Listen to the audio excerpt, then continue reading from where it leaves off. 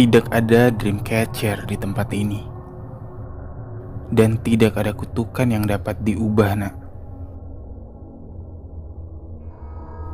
Aku menatap nenek itu dengan bingung. Ia sudah tua. Rambutnya yang sudah memutih digulung rapi di belakang kepalanya. Kacamatanya sepertinya tak bisa lagi membantu penglihatannya. Ia harus memicingkan matanya untuk menatapku yang berada persis di hadapannya. Umurnya mungkin sudah 80 tahun. Wajar bila nenek itu sudah tidak ingat lagi. Dengan kecewa, aku berbalik meninggalkan toko. Jangan pernah menggantungnya terbalik. Jangan pernah menggantungnya terbalik.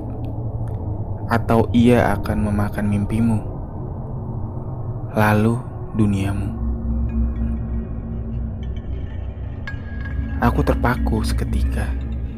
Saat aku menoleh, nenek di belakang kasir tadi menatapku tajam. Wajahnya yang keriput tertawa lebar. Tangannya mencengkram meja kasir kuat-kuat. Suaranya yang hangat berubah menjadi kering dan serak. Ia mengulangi kata-katanya tanpa henti, lalu terbahak-bahak hingga badannya bergetar. Aku berlari, meninggalkan toko itu, lalu kembali mengayuh sepedaku.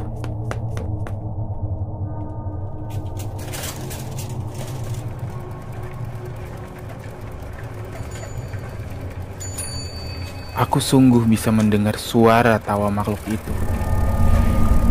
Keringat dingin mengalir. Aku bahkan bisa melihat sosoknya di pepohonan depan.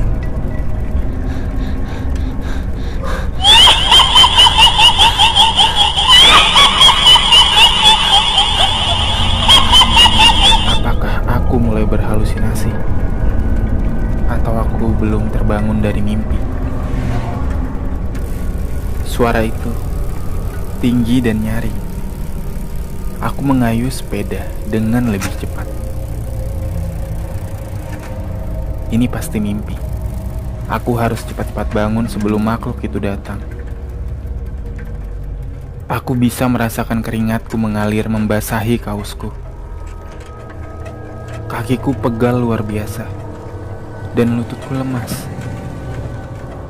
Telapak kakiku mulai sakit, namun aku memaksakan diri untuk mengayuh lebih kencang.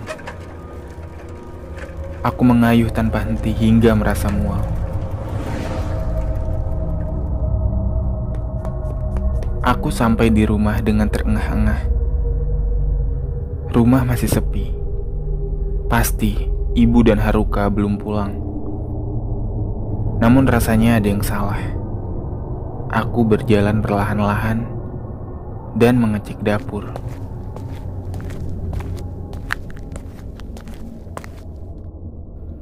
Ternyata kosong.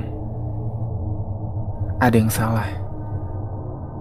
Aku tahu ada yang salah. Aku berjingkat memeriksa kamar Haruka.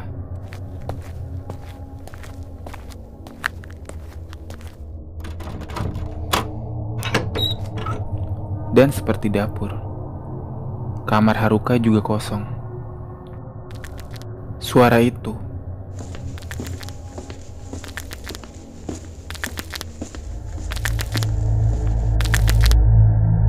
suara mengunyah itu terdengar lebih jelas sekarang. Berasal dari dalam rumah. Entah dari mana. Ini pasti mimpi. Aku masih bermimpi.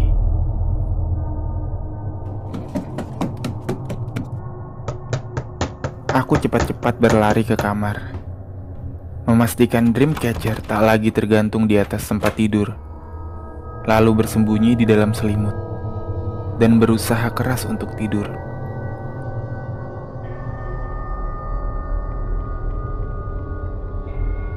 Hei Haruka, bukankah ini milik kakakmu, Kei? Ibu menatap sebuah gantungan dengan bulu burung yang tergeletak di tempat sampah. Ya, sepertinya kakak sangat menyukai benda itu, sampai menggantungnya di dekat tempat tidur. Kakak selalu ceroboh meletakkan barang-barangnya. Ibu mengambil gantungan itu, lalu masuk ke kamar Kay.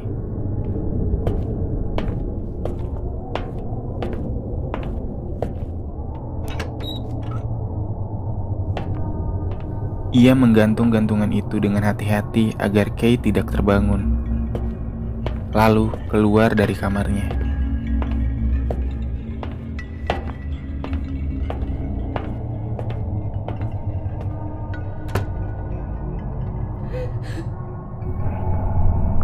Harumi menghapus air matanya. Ia menatap jenazah Kay sekali lagi sebelum dikremasi. Semenjak ia menginap di rumah Kay, Kay tak pernah terbangun lagi. Orang tua Kay sudah melakukan segala cara untuk membangunkan Kay. Mulai dari memasukkannya ke rumah sakit, hingga membawanya ke kuil. Tak ada yang berhasil. Bahkan dokter tidak menemui satupun penyakit di dalam tubuh Kay. Namun ia tak lagi membuka matanya.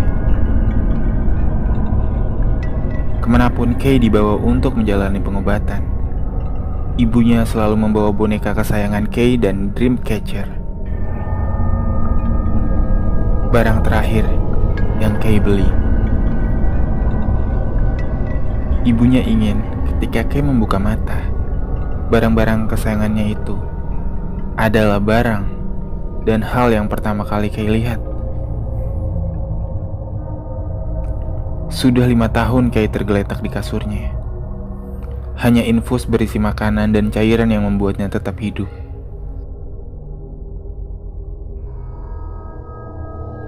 Di tahun ke-6, orang tuanya menyerah.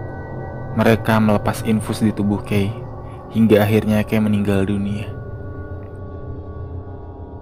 Kay akan dikremasi bersama boneka dan Dreamcatcher-nya.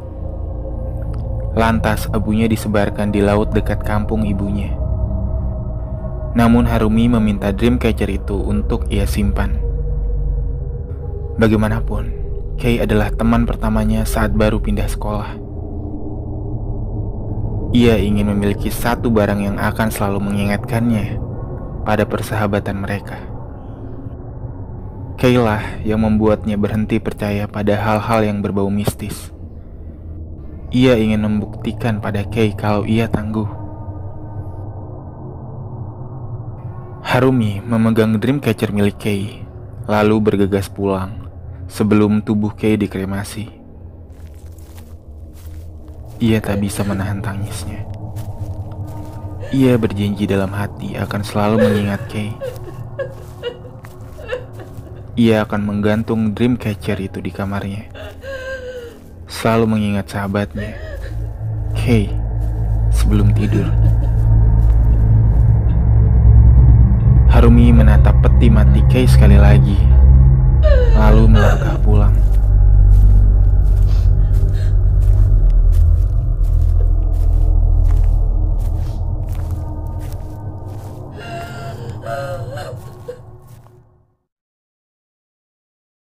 Aku membuka mata. Apakah ini masih bagian dari mimpi? Ataukah Dreamcatcher itu memang sudah tak ada lagi berada di dekatku? Tunggu dulu. Di mana ini? Aku menatap ke sekitar dan gelap. Terlalu gelap di sini. Panas. Panas sekali. Ada apa ini? Di mana aku? Aku menatap sekitar. Api di mana-mana. Perlahan-lahan aku merasakan api membakar tubuhku. Aku berteriak sekuat tenaga. Dan di tengah teriakanku, aku mendengar suara itu untuk terakhir kalinya.